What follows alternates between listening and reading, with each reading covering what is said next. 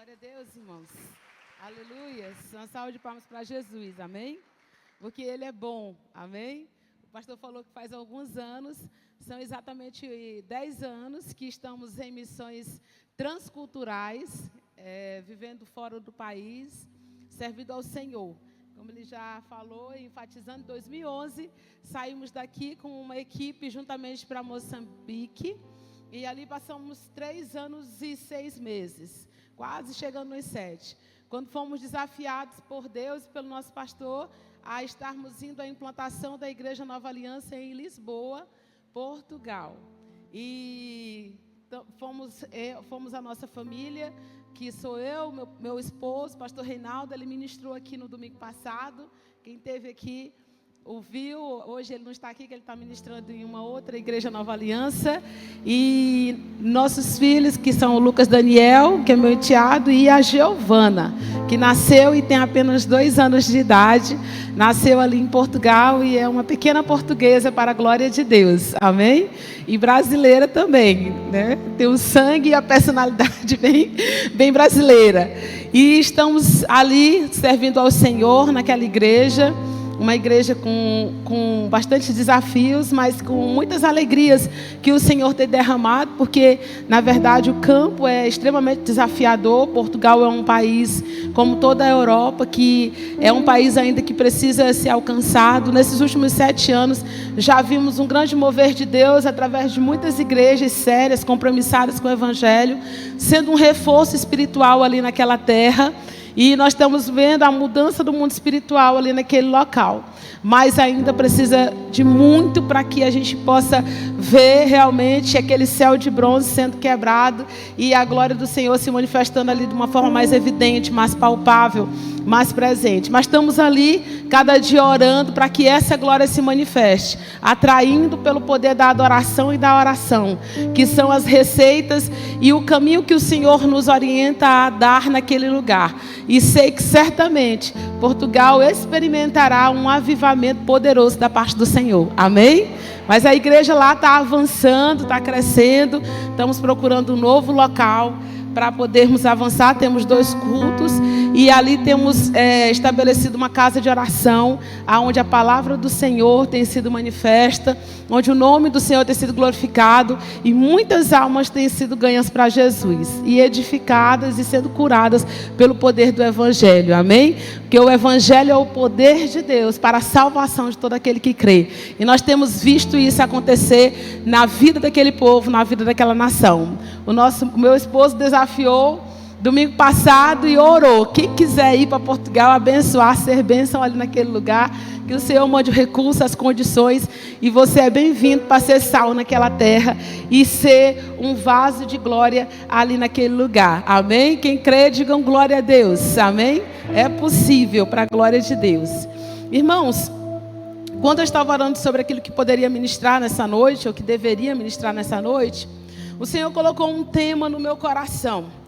E eu senti um desejo muito grande de ministrar sobre alegria. Amém? Veio no meu coração um desejo muito forte de ministrar sobre alegria. E não somente como se alegrar, porque o cristão ele é desafiado, ele é convocado por Deus a ter um estilo de vida de alegria, mas a como ter uma vida de alegria permanente, né? De uma alegria constante, de uma alegria que não é facilmente abalada e nem facilmente destruída pelas adversidades. E eu gostaria de falar aqui de alguns inimigos da alegria, ou de um inimigo da alegria subdividido em várias formas que ele tem se manifestado nesse tempo. Mas eu gostaria de começar lendo, primeiramente, o texto que está em Efésios capítulo 4, Filipenses capítulo 4, versículo 4. Filipenses 4, 4.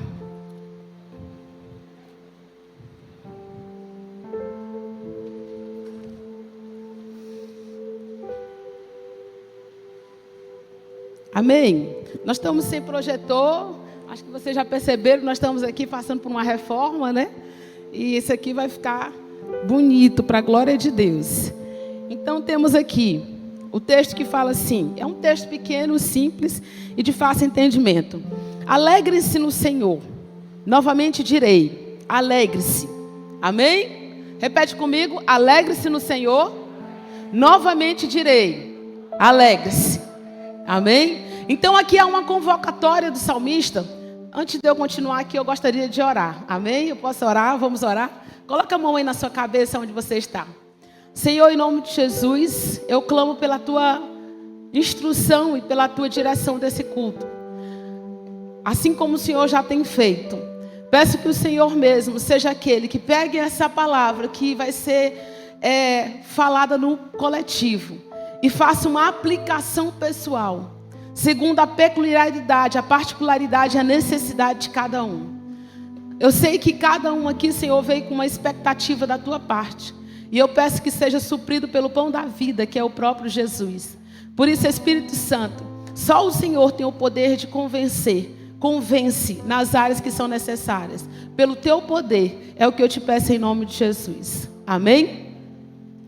Aqui o apóstolo Paulo, ele fala nesse texto, inspirado pelo Espírito Santo, e ele dá, e nesse texto é quase um imperativo, é um comando, é uma ordem. Ele fala assim: alegre-se no Senhor.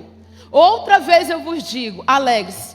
Aqui não é uma pergunta, não é uma sugestão. Ele está falando assim, olha, o cristão, e ele tinha autoridade para falar sobre isso, porque quando ele escreveu esse texto, ele estava preso.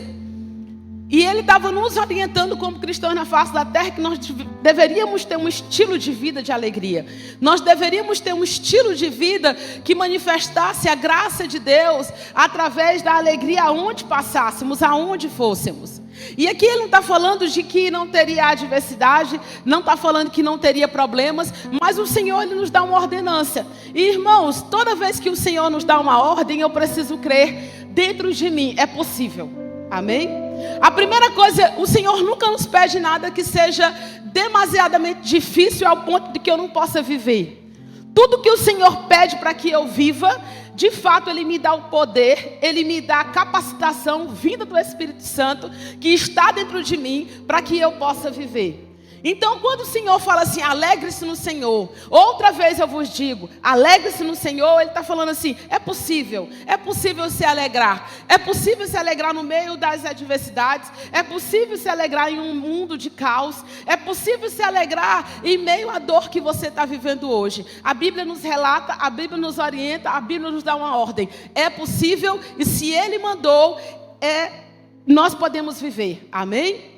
Nós precisamos, como cristãos, então, a partir daí, como todo comando, como toda ordem, nós precisamos fazer uma escolha. Ou eu obedeço, ou eu não obedeço. Ok? Então, eu quero nessa manhã, primeiramente, reafirmar algo. Ter uma vida alegre, ter uma vida que manifeste a alegria de Jesus, não a alegria humana e não a alegria que vem da carne. Não a alegria natural, mas uma alegria que vem do Espírito. Ter essa vida é possível, e eu vou para a segunda parte. Ter essa alegria é uma escolha. Há pessoas que elas já decidiram ter uma vida triste. E eu venho de um lugar que, infelizmente, há uma cultura de tristeza que habita e que até, vamos dizer assim, contemplada ali através das músicas, do estilo de música, do estilo de vida. Mas na minha e na sua vida, e na vida de todos aqueles que são nascidos de novo em Cristo Jesus, o Senhor nos leva a uma convocatória de decidir obedecer a Ele quando Ele nos dá essa ordem, de termos uma vida de alegria. Amém? De termos uma vida de alegria. Eu quero dizer para você, é possível. É possível você ser uma pessoa alegre. Pastora, a senhora não conhece meu esposo. Eu digo, é possível. Pastora, a senhora não conhece o meu filho, como ele está. Eu digo, é possível. Pastora, a senhora não conhece as percas que eu tive nessa fase. Eu digo para você, é possível. Porque no Senhor, a palavra do Senhor nos diz, tudo é possível. Inclusive, você ser alegre nesse tempo da sua vida. Amém?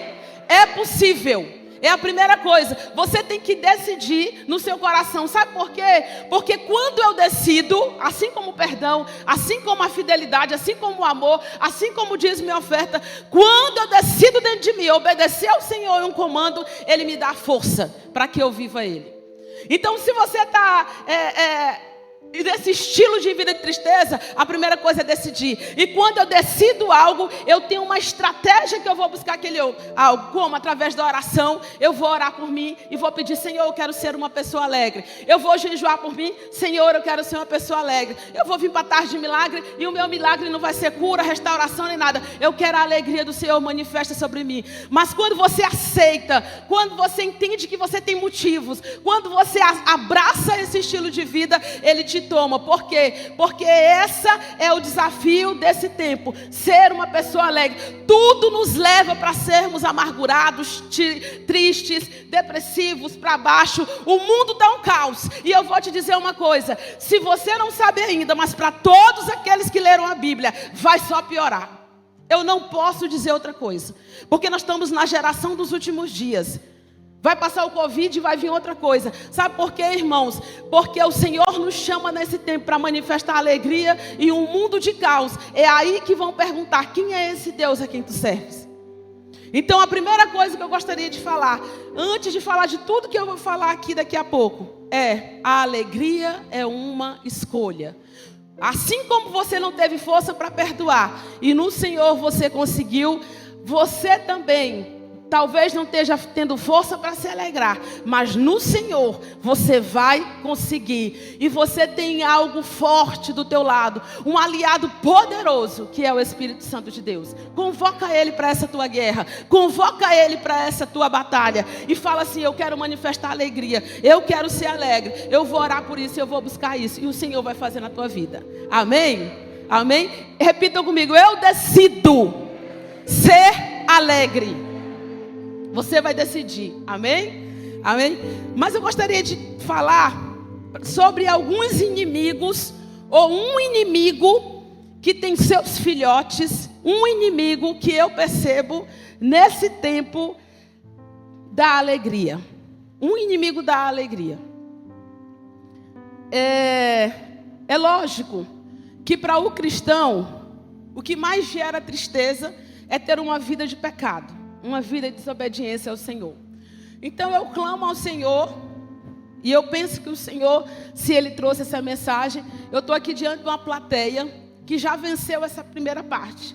Já foi para o encontro, já pediu perdão, já resolveu os seus problemas, está buscando viver em santidade, está buscando viver os princípios da transparência, busca o seu discipulador. Então o pecado é o que pode mais gerar tristeza na vida de uma pessoa que serve a Jesus e que tem o Espírito Santo dentro de si. Amém?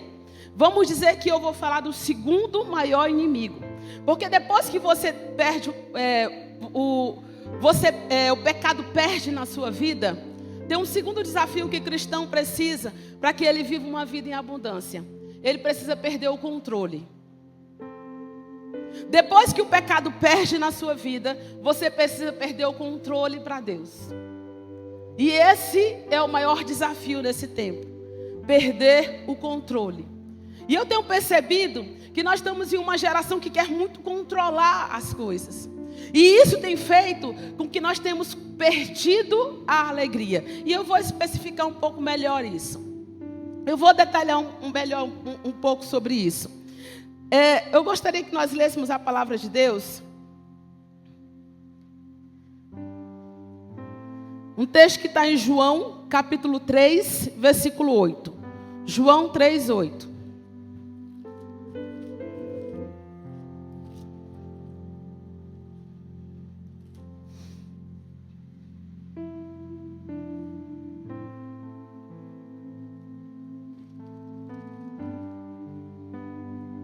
Fala assim: o vento sopra onde quer, você o escuta, mas não pode dizer de onde ele vem e nem para onde vai.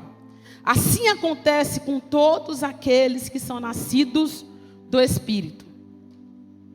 Aqui, irmãos, há algo muito profundo.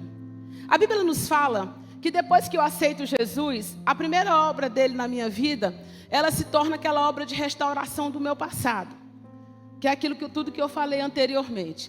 Mas a Bíblia diz que quando eu passo por esse processo de restauração, eu me torno uma pessoa leve. E essa pessoa que é leve, ela pode ser conduzida pelo vento do Espírito para onde ele quiser. E aí entra o segundo desafio da vida cristã. É o desafio de ser conduzido por esse Espírito para onde o Senhor quiser, do jeito que Ele quiser, da forma que Ele quiser. E o que mais rouba isso nas nossas vidas, às vezes, é quando nós temos o controle. Porque o pecado nos controlava, vencemos ele. Mas agora a gente tem a nossa estratégia de vida, a nossa forma de conduzir a vida. A nossa mentalidade precisa ser transformada segundo Romanos 12. Nós tínhamos os nossos jeitos de fazer as coisas acontecer. E a Bíblia nos fala que quando o vento do Espírito sopra sobre as nossas vidas, não podemos ser aquelas pessoas que resistam a esse vento. Eu preciso ser leve, eu preciso ser de fácil manejo, eu preciso ser acessível. E a Bíblia diz que deixar no controle de Deus é uma característica de quem é nascido de novo. E, irmãos, para muitas pessoas isso é mais difícil do que o pecado. É mais difícil do que vencer o pecado. Sabe por quê, irmãos? Porque o pecado todo mundo já sabe que quer largar mesmo. Quando alguém vem para Cristo, ela quer largar o pecado. Ela não quer permanecer naquela mesma vida. Mas o controle, ele é sutil. Porque o controle nem sempre fala de coisas ruins ou de planos pecaminosos que estão na minha vida. O controle, às vezes, fala de uma boa ideia que eu tenho. E o maior inimigo da ideia de Deus é a minha boa ideia. O maior inimigo da ideia de Deus na minha vida é a minha boa ideia. Talvez não é uma ideia pecaminosa, talvez não é uma ideia que vai agredir a Bíblia nem a palavra de Deus. Mas só não é uma ideia de Deus, né? Então, eu preciso, nesse tempo, deixar que o Senhor tome o controle. Para que eu possa desfrutar dessa alegria completa. E eu quero falar de forma bem específica de 3 tipos de controle que você precisa deixar nesse tempo. Pega bem o seu telemóvel. Todo mundo tem um telemóvel, né?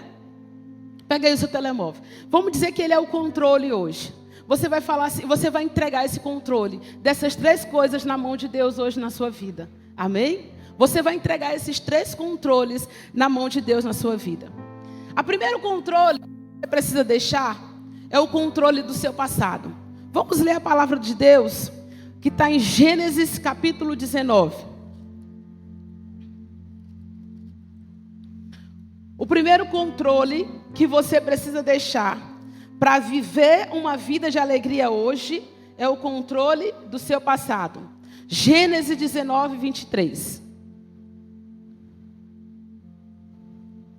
Conta uma história bastante conhecida. Vamos ler a partir do 25.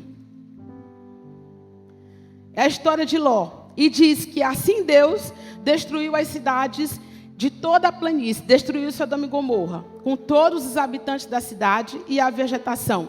Mas uma coisa peculiar aconteceu. A palavra do Senhor nos fala nessa história que Ló e a sua família estavam saindo de Sodoma e Gomorra. E o Senhor falou para eles não olharem para trás. E no versículo 25 fala assim: mas a mulher de Ló olhou para trás e se transformou numa coluna de sal. Irmãos, eu já ouvi essa história várias vezes. Mas sempre que eu remeto essa história da mulher de Ló, é como se tipo assim, não olhe para trás, não olhe para o seu passado, não olhe para a sua vida, supere os seus traumas, supere essas coisas. Mas o Senhor me deu um entendimento dessa passagem de uma forma diferenciada. Essa mulher, ela desobedeceu a Deus só porque Deus tinha dado um comando para ela não olhar para trás. Mas não tinha nada que poderia dizer que era pecaminoso no ato de olhar para trás, a não ser a palavra de Deus. Essa mulher tinha construído nessa cidade, na cidade de Zoar, uma história. Ela tinha tido filhos lá, ela tinha tido, eu que deixei cidades, eu sei como é doloroso. Ela deixou casa, ela deixou ali a sua vizinhança. A mulher de Ló, ela deixou várias coisas naquele lugar. E o Senhor falou para ela: vai, eu vou destruir tudo que tem nessa cidade, porque nada glorifica mais ao meu nome, mas não olhe para trás. Mas eu não creio que ela estava olhando para trás pelo pecado, porque eles não estavam tão envolvidos assim na pecaminosidade daquela geração. Tanto que eles escaparam. Ela estava olhando para trás com aquilo que ela tinha conquistado, vivido e construído na sua história. Então, em relação ao seu passado, como eu digo, eu creio que você já tratou. Eu não vou tocar aqui em pecado hoje. Mas sabe qual é a minha preocupação? É quando nós estamos olhando para o nosso passado de glória e fazendo dele a nossa idolatria, e isso tem roubado os nossos dias atuais. Ah, pastor, era tão bom, pastora, há 10 anos atrás, quando eu estava lá naquela igreja, eu era ministra de louvor. Ah, pastor, era tão bom, naquele tempo que eu tinha aquela empresa, pastor, agora eu perdi tudo. Pastor, nosso casamento era tão bom naquele tempo. O bom também é perigoso, se você olhar para trás. Sabe por quê? Porque o bom, ele tira a alegria. Por que o bom do passado tira a alegria do presente? Porque você não consegue enxergar o agir de Deus no hoje. Você não consegue enxergar o que Deus está fazendo no hoje. E nasce aquele sentimento quase de amargura contra Deus. Por que eu sou cristão e estou passando por essa adversidade, se eu já fui mais próspero no meu passado? Por que está acontecendo isso? Quanto mais eu me posiciono, parece que as coisas mais ficam difíceis. O Senhor está num processo de construção da tua vida, da tua história. E talvez tudo que Ele te tirou é para que você pudesse ter um futuro melhor. Amém? Nunca reclame de nada que foi tirado pela soberania de Deus. Deus sempre tem o melhor. Você precisa tomar posse dessa palavra para você se alegrar no seu futuro. Eu não estou falando aqui de olhar para o passado, de olhar para o pecado do passado. Eu estou falando aqui é que gente que está triste hoje, olhando para a glória do passado, querendo a glória do passado, querendo a casinha bonita do passado, querendo aquilo que tinha construído no passado. E Deus tratando com você hoje, tratando com o teu caráter, porque você tinha muito dinheiro no passado, mas era ruim esposo, era ruim pai, era um péssimo empregador, era uma pessoa que era rancorosa com as pessoas, orgulhoso. E hoje talvez você é um liso, mas é um liso amado. É um liso que tem pessoas que te amam ao teu redor. É um liso que as pessoas, que você sabe quem ficou, porque por aquilo que você é e não pelo seu dinheiro. Se você sabe que você não está conseguindo enxergar, porque você olha para trás e vê o que perdeu, e não consegue enxergar o que Deus está construindo dentro de você hoje. O Senhor não tem interesse a minha prosperidade externa. O Senhor, Ele tem interesse no meu crescimento e maturidade interna. Se você olhar para hoje, irmão, não tem ninguém que está no Evangelho que não esteja melhor. Não tem ninguém. Você pode falar, não, pastor, eu não estou melhor não. Eu estou perdendo tudo, mas por dentro você está melhor. Pergunta para tua esposa como você está melhor. Pergunta para o teu vizinho como você está melhor. Pergunta para o teu patrão como você está melhor. É porque para nós o conceito de melhor é externo, mas o conceito de melhor de Deus é o que está sendo construído de fruto do Espírito de mim, dentro de mim para fora. Tem algum fruto que o Senhor está manifestando nesse tempo? Pastora, eu estou há 10 anos esperando. Fruto da paciência. Pastora, eu estou sendo fiel. Pastora, tem vezes que eu estou, eu estou dando pouquinho que eu tenho, mas estou sendo fiel financeiramente.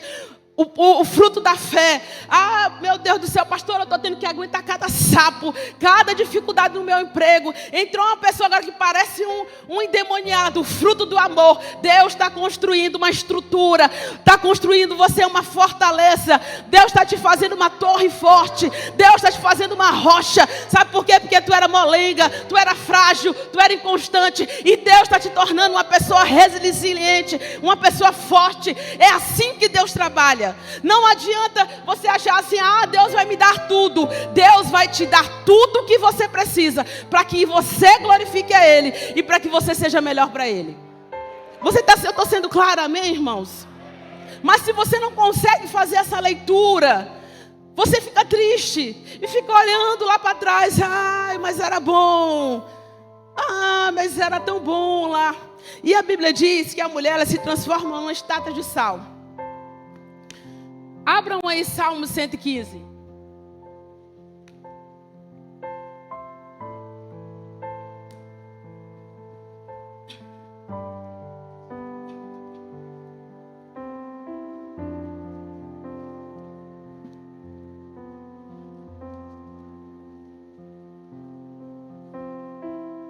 Salmo 115,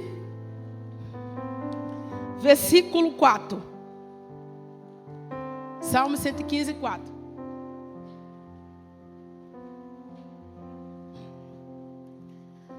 Aquela mulher se tornou uma estátua.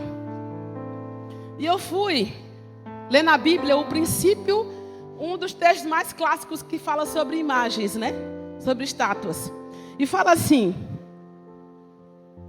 falando dos ídolos dos ímpios, são como? São de prata e ouro, são feitos por mãos humanas. Eles têm boca, mas não podem falar, olhos, mas não podem ver, têm ouvidos, mas não podem ouvir, nariz, mas não podem cheirar, têm mãos, mas não podem apalpar, pés, mas não podem andar, e não emitem som algum com a garganta. Observem, versículo 8. Se você não entendeu nada, entenda esse versículo. Tornam-se semelhante a eles, aqueles que o fazem, e todos os que nele confiam.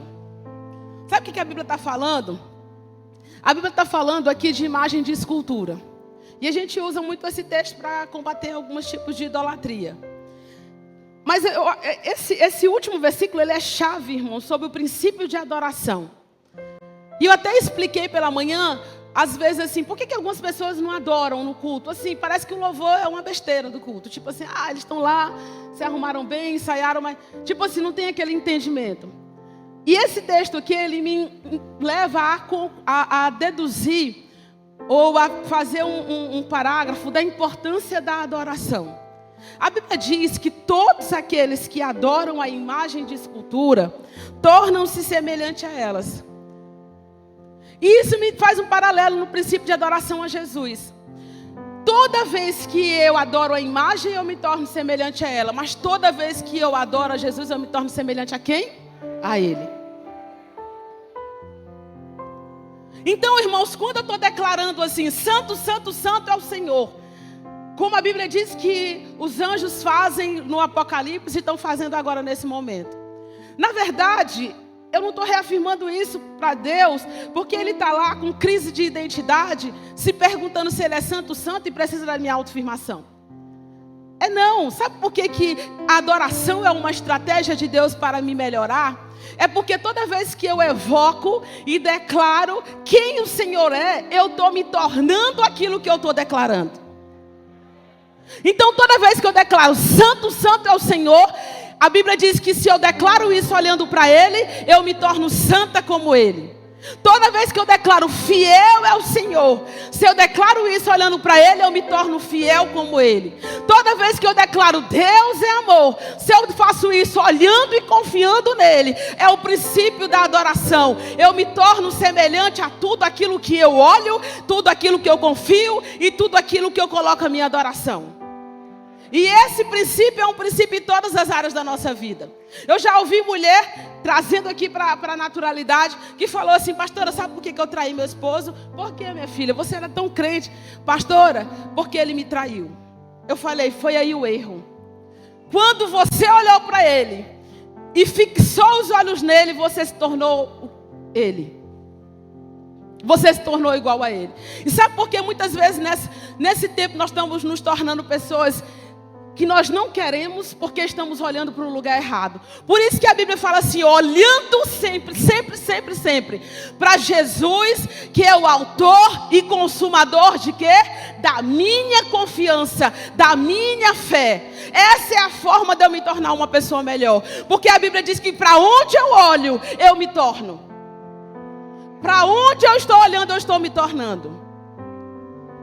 Talvez você fale assim, pastor, eu repugno o comportamento daquela pessoa. Mas se você está olhando demais para ela, você vai se tornar semelhante a ela. Misericórdia, repete comigo. Olhando para Jesus. Quando a Bíblia diz que Deus ia destruir Sodoma e Gomorra, Deus estava destruindo algo que ele não se agradava. Quando aquela mulher olhou para Sodoma e Gomorra, a vida dela se tornou igual a Sodoma e Gomorra, destruída também. Porque ela fitou os seus olhos, fitou a sua idolatria do passado, fitou sua confiança e olhou para o lugar errado. Olhou para onde o Senhor já tinha destruído. Se tem alguma coisa no teu passado, na tua vida, mesmo que tenha sido bom, mas que o Senhor já tirou, tira o olho de lá. Porque se o Senhor tirou, você tem a obrigação também de tirar. Se o Senhor tirou as mãos de um lugar, se o Senhor tirou a misericórdia dele de um lugar, se o Senhor te tirou de um lugar, saia. Porque se o Senhor tirou dali, você não pode mais estar ali. Porque senão você vai estar destruindo o seu futuro. Imagina só, irmãos, Ló já tinha deixado tudo. Agora, no meio da caminhada, fica a mulher. Ele teve que construir uma história de futuro sem mulher, só com os filhos. Veja a tristeza desse homem. Ela não teve futuro. E ela estava fazendo alguma coisa muito errada, pastor. Ela estava olhando pornografia, estava olhando sites errados. Não, ela estava olhando para onde o Senhor não mandou ela olhar mais. Tenha cuidado com isso. Se o Senhor mandou você tirar o olho de um lugar, avance. Não olhe mais para trás. Mesmo que tenha sido um lugar bom para você, na sua história, na sua vida. Tenha gratidão, mas nunca idolatria. Ok? Amém? O controle do passado. Não controle o seu passado. Avance. Quem é o melhor homem da sua vida? Não é o seu namoradinho de 10 anos atrás da escola. É o seu marido que está com você agora. Quem é o melhor emprego da sua vida? Não é aquele patrão que lhe deu o primeiro emprego. É o que você tem hoje.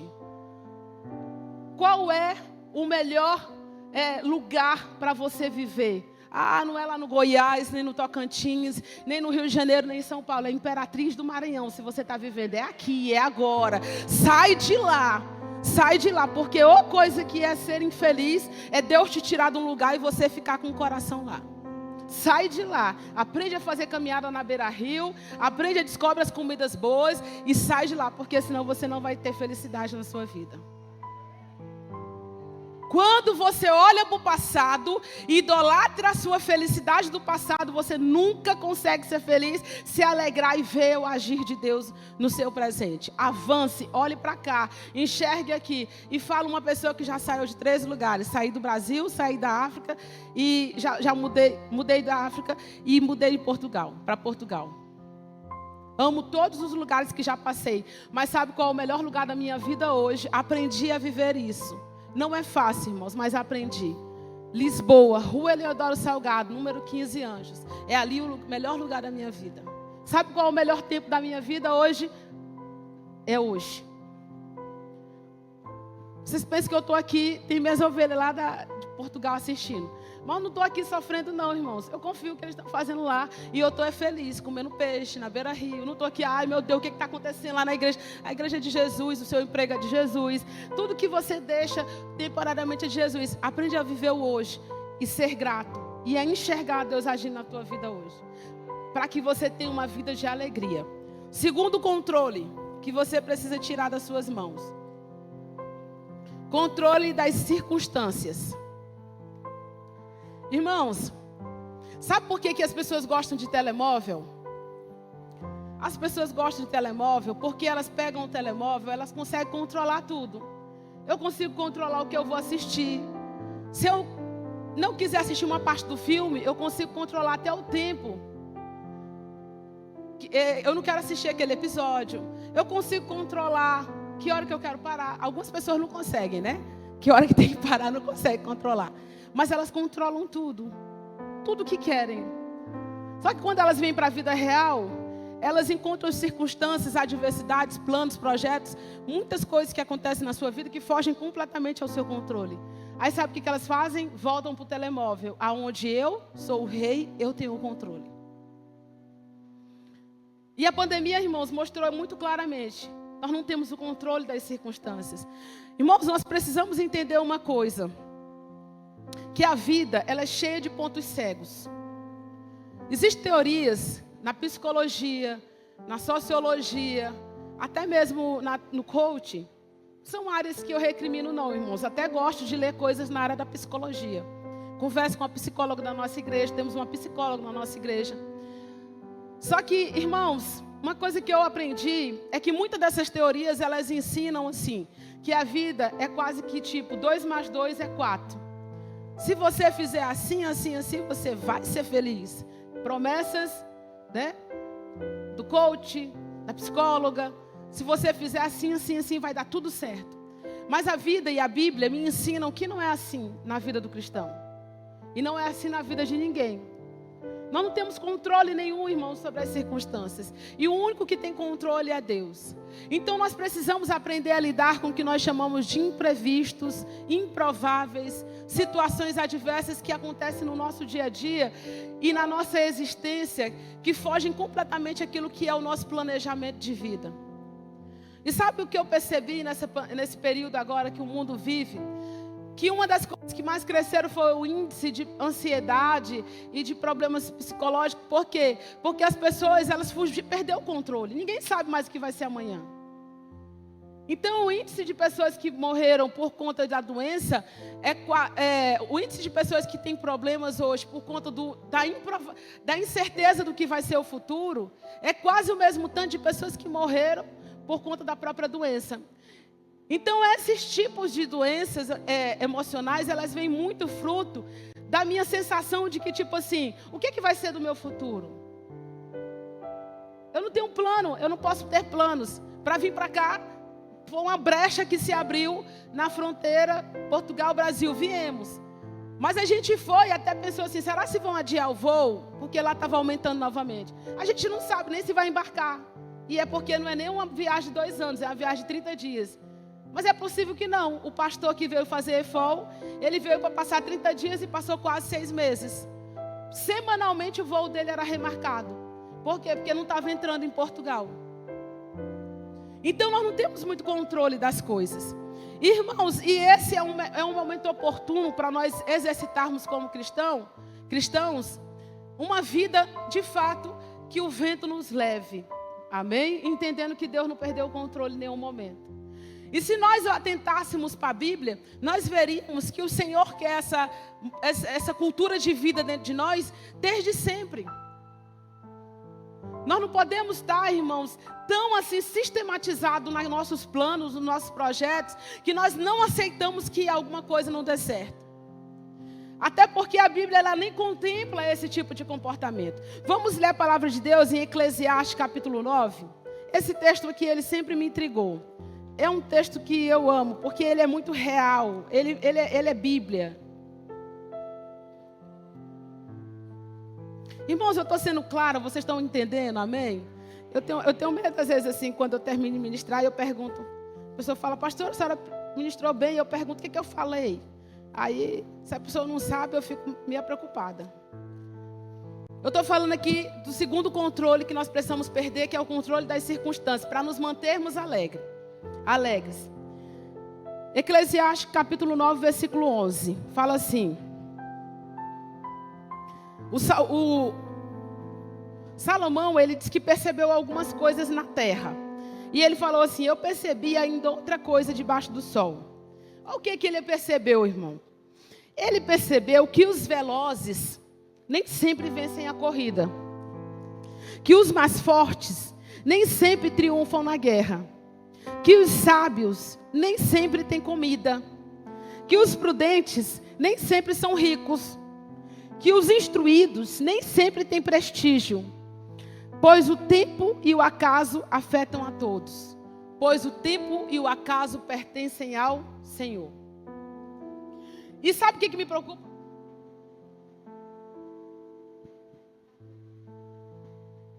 Sabe o que acontece?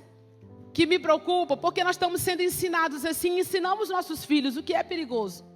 Ensinamos assim, sabe? Nós ensinamos assim para nossos filhos. Se você estudar muito, se você for um cidadão de bem, se você for uma pessoa muito disciplinada, se você for o melhor aluno, você vai se dar bem na vida. Nós ensinamos assim. Mas, irmãos, isso não é verdade. E nós crescemos com essa ideia de que se eu for a pessoa que faço tudo certinho, vai dar tudo certinho na minha vida. Isso não é cristianismo, irmãos. João Batista, sabe onde ele acabou com a carreira dele? E foi um homem íntegro. A Bíblia diz que João Batista foi um dos homens que foi o homem que Jesus mais amou na terra. Ele acabou na sua carreira com uma cabeça em cima de uma bandeja. O nosso Jesus, irmãos, a sua história aqui na terra acabou em uma cruz. A nossa história, irmãos, não tem a ver com ter sucesso ou não. A nossa história tem a ver com o propósito de Deus. Amém? Há o propósito de Deus que Deus teve para Esther. Deus decidiu na sua soberania, Esther vai ser rainha. E é lógico que ela fez os caminhos e os percursos para isso acontecer. E ela se tornou rainha. Mas aos propósitos que Deus fez como Pedro.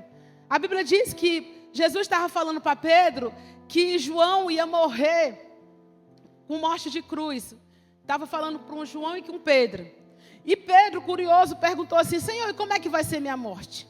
Vai ser assim também? E Jesus falou para ele, bem assim, olha, não se preocupa. Como é que vai ser a morte de João? Jesus estava falando para Pedro. E ele perguntou, como é que vai ser a morte de João? Jesus falou assim, não se preocupa com a vida dele. Não se preocupa como vai ser a morte dele. Se preocupe em cumprir o teu chamado. A forma que tu tem de existir. Aquilo que Deus tem para ti. Irmãos, eu sou muito a favor e eu incentivo a estudar, a buscar a Deus, ou a buscar crescimento profissional e tudo. Mas entenda uma coisa, existe um Deus que está no controle da minha e da tua história. E que tem pontos cegos na minha e na tua história que vão fugir ao meu e o teu controle. E eu preciso me alegrar quando eu não entender. Amém? Eu preciso me alegrar quando eu não entender por que eu fiz 2 mais 2 e na conta da vida de Deus não deu 4. Eu não sei se eu estou sendo clara, irmãos. Amém? Existe o acaso, existe todas as coisas que afetam. Olha, eu vou falar uma coisa aqui. Dizem que Usain Bolt, eu não sei se ele ainda é, mas foi dito como o homem mais veloz da face da terra. Mas será se ele foi o homem mais veloz da face da terra mesmo? Ou ele foi o homem mais veloz que teve a oportunidade, que estava no lugar certo, fazendo a coisa certa e teve as pessoas certas ao seu redor? Talvez o homem mais veloz da face da terra, no dia que ele estava indo para o treino, ele quebrou o pé. No dia que ele estava indo para o treino, a mãe dele falou bem assim, não vai não, que isso é besteira. Vai estudar, vai fazer medicina. Talvez o homem mais veloz da face da terra, estava com preguiça naquele dia e não foi para a seleção. Não é verdade? Mas Usain Bolt é considerado o homem mais veloz da face da terra. O que eu estou querendo falar com isso? Existem vários pontos cegos na nossa vida, existem vários encontros e desencontros, circunstâncias que fogem ao nosso controle e que se você não entender que você pode fazer um plano, mas que quem está articulando a tua vida é Deus, você pode ficar triste quando o teu plano não der certo. Irmãos, eu passei 3 anos na África. E eu não quis engravidar lá, porque a cidade que a gente morava, de fato, era uma cidade extremamente difícil. De cada 10 crianças que nascem, 6 morrem. Eu falei, não dá para engravidar aqui. Fui para Portugal. Lá, passei 2 anos pensando não sei o que da vida. Não engravidei. Não queria. Assim, não é que não queria. É implantação de obra, é muito desgastante, não quero. Aí um dia, não sei porque na minha cabeça, eu pensava assim, no dia que eu quiser engravidar, eu só fazer menino que eu engravido. Irmãos, eu passei 4 anos para engravidar. Depois que eu comecei a tentar. Pregando a palavra de Deus, orando, jejuando, orando para a mulher engravidar e elas engravidavam. Orando por câncer, por todo tipo de enfermidade. Mas todos os meses a minha menstruação vinha. Em 4 anos tentando engravidar.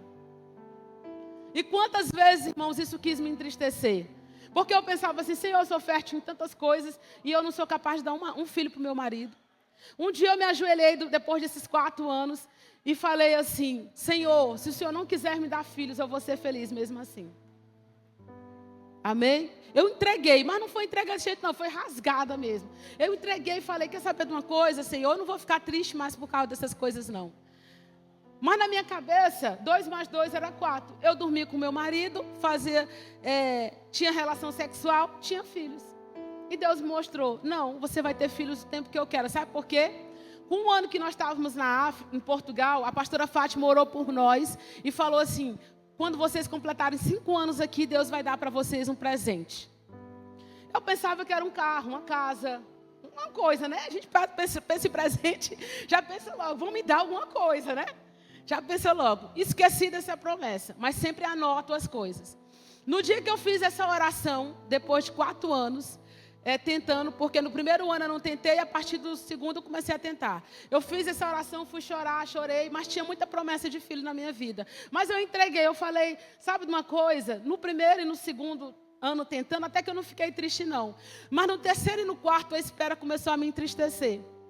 E eu estava percebendo que eu estava ficando triste. Porque eu não estava no controle. O controle de quê? de ter filhos. Aí me ajoelhei e fui olhar meu caderno de promessa. Aí olhei lá, ainda passei por cima dessa promessa. Deus vai te dar um presente. Irmãos, 2018 engravidei. Para a glória de Deus. Lá em Portugal, eles querem que as mulheres engravidam. Então, o meu médico do posto de saúde me encaminhou para uma clínica de fertilização. Não para fazer fertilização, mas para descobrir por que eu não estava conseguindo engravidar. Nada. Irmãos, os meus exames não deu nada, nenhum problema. E isso era o pior problema, porque não estava nada. Né? Porque quando tem um problema, a gente vai resolver. E então, o que aconteceu? Eu falei, Senhor, então é só o Senhor mesmo que não quer. Aí o médico falou assim, olha, mas tem um exame que precisa fazer no primeiro dia da sua menstruação. Fui lá, fiz essa consulta, ele falou isso. Depois a clínica me ligou e falou assim, olha, está faltando um exame que você nunca veio fazer, já estava passando 2 meses. Só que eu não estava mais nem atenta para isso. Aí eu lembrei, meu Deus, não menstruei. Não menstruei. É verdade, por isso que eu não levei o exame. Fui fazer o teste, estava grávida, para a glória de Deus, amém? Não precisei ir atrás. Irmãos, fui olhar lá as palavras. E relembrei, naquele momento, lá falava assim, na palavra, após 5 anos que vocês estiverem nessa terra, Deus vai te dar um presente. Irmãos, nós chegamos em Portugal, dia 1º de agosto de 2014. Giovana nasceu dia 6 de agosto de 2019. 5 anos, exatamente, só tinha 1 semana de diferença, mas exatamente 5 anos após a palavra liberada. Amém? Irmãos, eu não sei se você entendeu o que eu estou falando. Deus sabia o dia que a minha filha ia nascer, irmãos. Deus sabia o dia que a minha filha ia nascer. Eu não sabia. E eu fiquei pensando, por que eu passei quase 2 anos triste, se eu tinha uma palavra do Senhor, só não tinha o discernimento correto. E nós escolhemos o nome e eu nem me atentei. Porque eu botei lá, Giovana, presente de Deus. Mas tudo se encaixou quando eu fui ter a menina. Porque eu tive ela parto normal. Na verdade, eu queria ter parto normal. Entrei no processo de parto, como é? Trabalho de parto. Entrei no trabalho de parto. 5 horas da manhã, a partir de 5 horas... umas 5 horas da manhã, quando for umas 9 horas, fui para o hospital. Aí dilatei 3 centímetros. A médica falou, não, mas ela é muito grande. Mas não foi nada programado. Mas vamos tentar mais um pouco.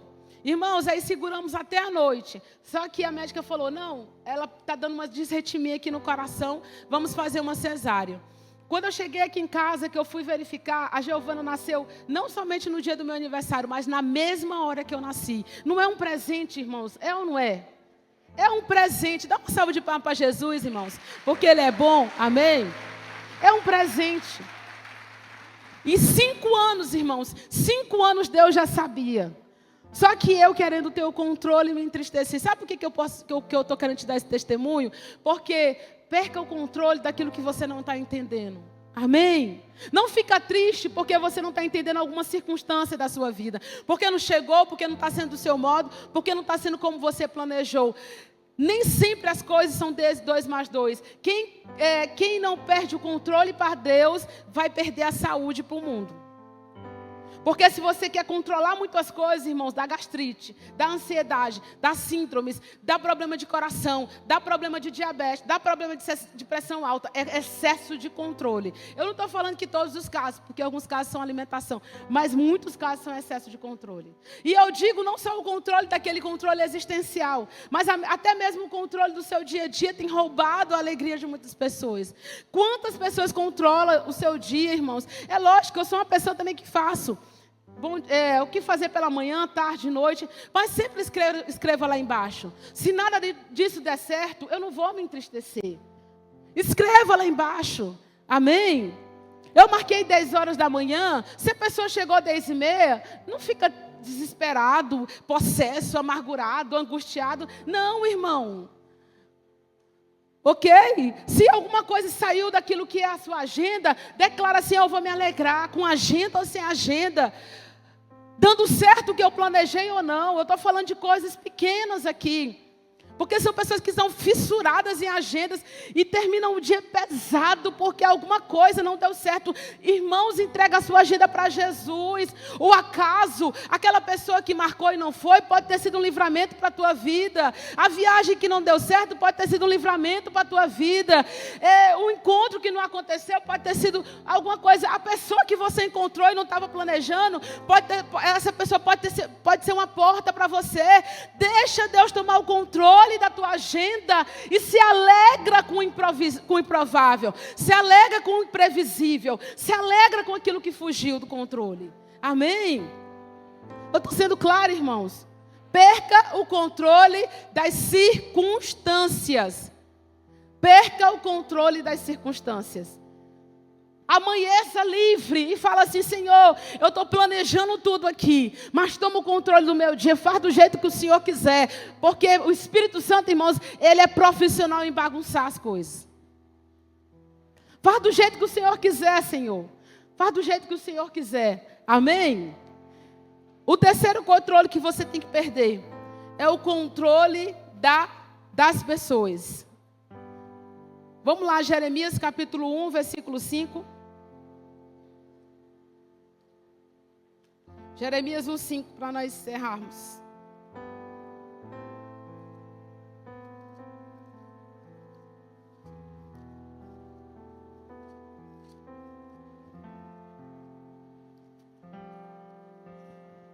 Jeremias 1:5. A palavra do Senhor veio a mim, Jeremias, dizendo: antes de formá-lo no ventre, eu o escolhi. Antes de você nascer, eu o separei. E o designei como profeta às nações.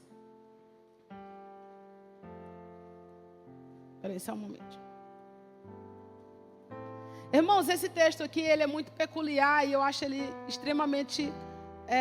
traz uma revelação muito profunda da palavra de Deus. A Bíblia está falando que Deus, ele conhecia, parece assim, vamos dizer, redundante falar isso para você. Mas a Bíblia está falando que Deus conhecia Jeremias antes dele nascer. E aqui fala de algumas características físicas. A Bíblia diz que ele o formou, né, no ventre da sua mãe. Então fala de características físicas, mas fala também do projeto, do propósito, da forma como Deus queria que Jeremias fosse ser usado. Fala que o Senhor designou ele para as nações. Então fala de um Deus, nós temos um Deus que ele fez cada pessoa de um jeito. Cada pessoa com uma peculiaridade. E, irmãos, enquanto você não entender isso, você vai ficar doido. É a palavra mais clara que eu posso falar. Entende? E esse controle aqui, quando eu falo que para você ser feliz, você precisa perder o controle das pessoas, eu não falo aqui de pessoas pecaminosas, pessoas que são aceitar o pecado do outro, aceitar a forma como o outro, ser conduzido pelo outro. Eu estou falando do jeito. Você precisa perder o controle, você precisa parar de querer controlar o jeito das pessoas. Porque Deus fez cada pessoa de um jeito. E, irmãos, o que eu vejo, homem, mulheres, pessoas sofrendo por querer controlar o jeito do outro ser. Fala misericórdia, não sou eu, não é você, não é você. Você falou, eita glória, que você é vítima. Você não faz essas coisas. A Bíblia está falando aqui, irmãos, que antes de nós sermos formados, o Senhor, Ele nos escolheu. A Bíblia fala que o Senhor, antes de nós sermos formados, Ele já nos conhecia. E Ele já nos fez de uma forma, Ele nos fez de uma forma, com características. Irmãos, quando eu olho para a Giovana, eu vejo que tem peculiaridades que a pessoa nasce com ela. A menina tem uma personalidade. Eu fico assim, meu Deus, essa menina é gente. Me surpreende, André, às vezes pensar isso. É gente. Porque cachorrinho a gente faz, vem. E ele vem, né, correndo. Eu falo, Giovana, vem. E ela fala, não, mamãe, eu não estou com vontade, não. Eu falo, como? Como assim vontade? 2 anos, Giovana, não tem vontade não, minha filha, venha. Mamãe, eu não estou com vontade de tomar banho. Vontade, Giovana. Como assim vontade? 2 anos, né? Irmão, se tem uma pessoa que vai te ajudar a te conhecer, é teu filho. Você pode ter certeza que o filho que você tem mais dificuldade é o filho que mais parece com você. É o que mais parece com você. Então, os filhos são uma ótima oportunidade de você aprender a se amar. Ok? aprender a se amar. Eu não estou falando nos pecados não, viu, irmãos? Porque tem muito pai santo que tem filho pecaminoso. Eu estou falando às vezes na personalidade, ok? Então, nós precisamos aprender a parar de controlar as pessoas. Irmãos, pastora, eu não gosto daquela pessoa, por quê? Eu não sei, pastora, eu não gosto do jeito que ela se veste. Como alguém pode não gostar? Mas tu já conversou com a pessoa? Não. É porque ela parece ser muito arrogante, assim, do jeito que anda. Irmãos, como alguém pode deixar de gostar de outro pela forma como o outro anda? Você já imaginou isso? Você já imaginou com o mundo louco que nós estamos? Pela forma que o outro veste, pela forma... Pastor, eu vou me separar. Por quê? Porque na mesa esse homem come de boca aberta. Eu falei, como? E ele não comia assim quando estava namorando. Ele não comia de boca aberta, né? Pastor, como assim? Come de boca aberta? Irmão, sabe por quê? Como nós estamos em uma geração hedonista... o hedonismo, ele estabelece que eu tenho que ser feliz. Não é isso? Então, o hedonismo, o centro sou eu. Então, quem é uma pessoa boa, perfeita e uma pessoa equilibrada e a melhor pessoa da face da terra? A pessoa que parece com o meu jeito. Não é isso? Ou que faz do meu jeito. Mas vai ter muito problema quando for entrar para o relacionamento, para a vida. Entende? Porque, irmãos, as pessoas não são do nosso jeito. E elas nunca vão ser do jeito que a gente quer que elas sejam. Há pessoas que são super reservadas. Aí alguém vai e fala, esse menino parece que está morto, nunca abre a boca. Já há pessoas que falam muito e o outro já, eu não gosto, sorri alto demais.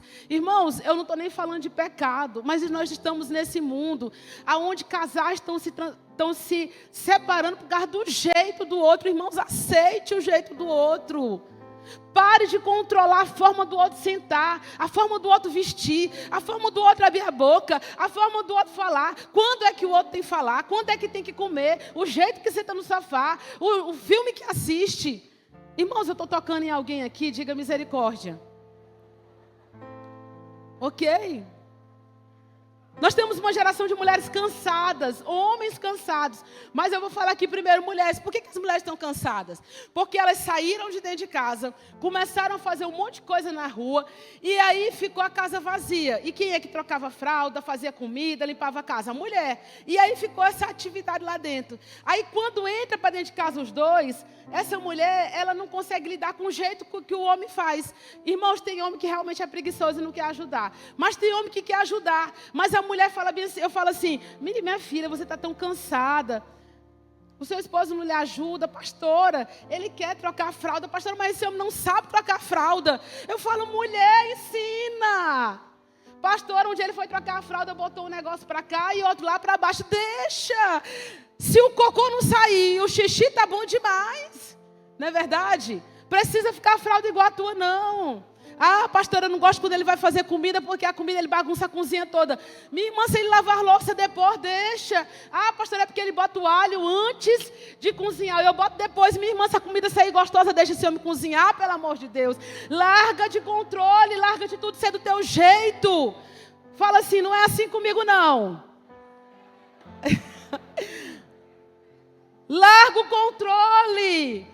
Pastora, quando ele vai varrer a casa, não varre como eu. Nunca vai varrer como tu, mas deixa o homem varrer. Os homens controlando. Irmãos, se um homem... Olha, deixa eu ensinar aqui. O que é ser cabeça? Vamos aqui. Eu tenho ainda alguns minutos. Vocês não vão me deixar aqui só. Não, fica aí. Fica. Até que vocês estão bonzinhos, vocês estão ficando. Eu fico animada. A Bíblia fala que a mulher tem que ser submissa.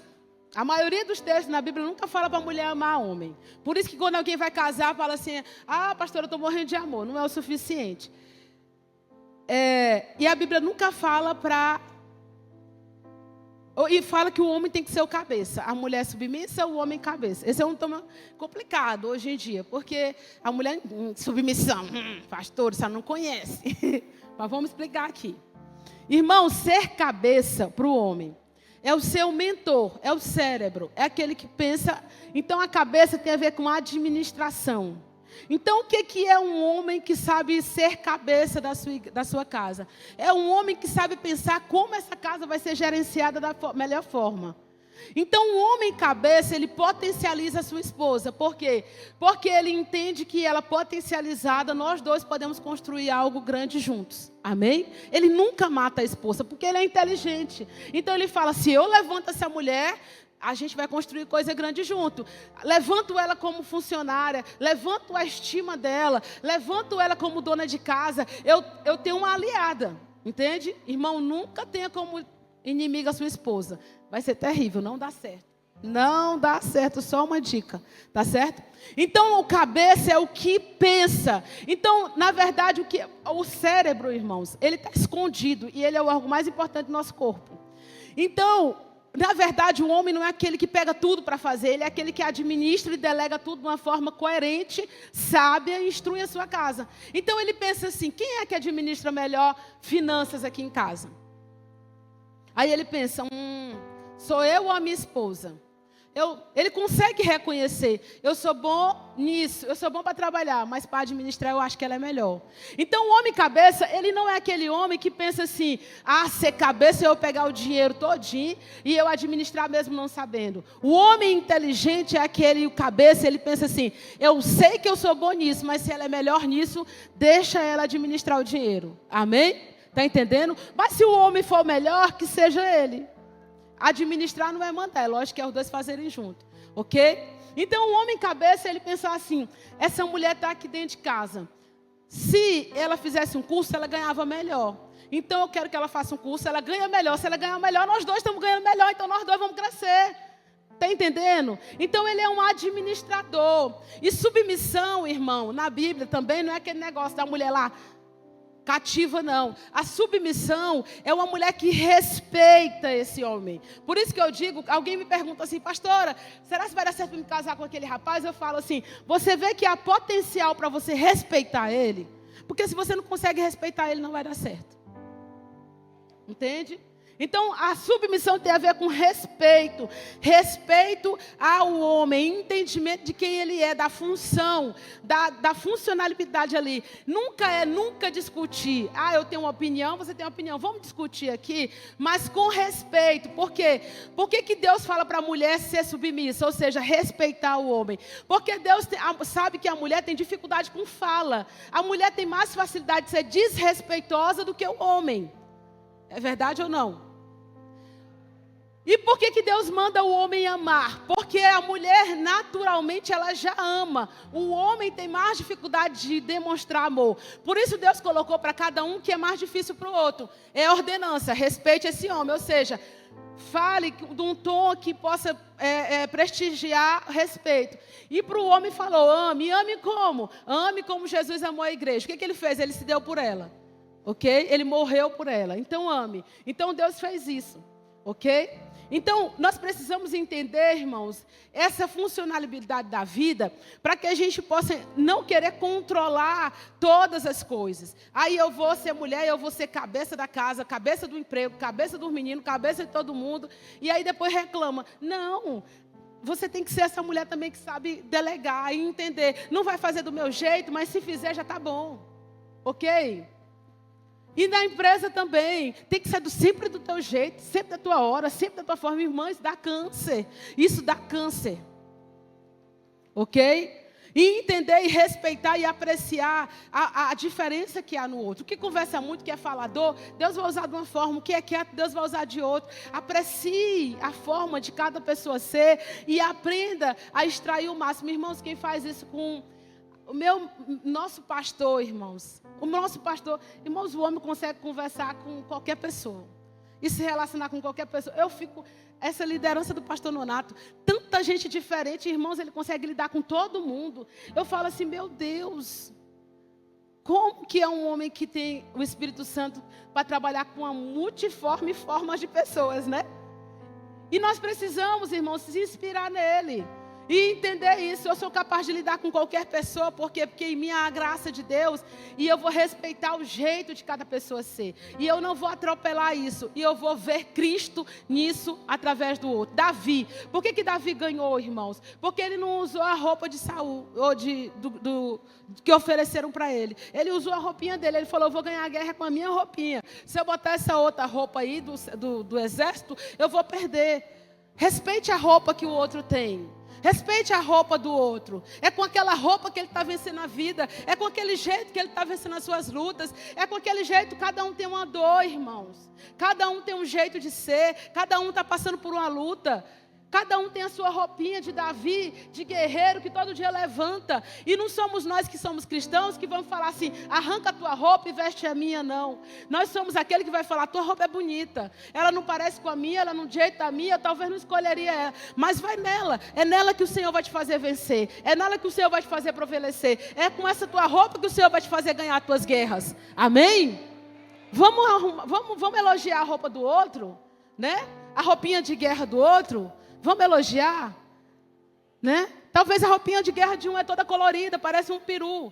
Mas eu vou falar, né? A roupinha de guerra do outro é marrom, parece um franciscano. Mas vamos ver o melhor, cada um tem a sua roupa. Vamos levantar, irmãos?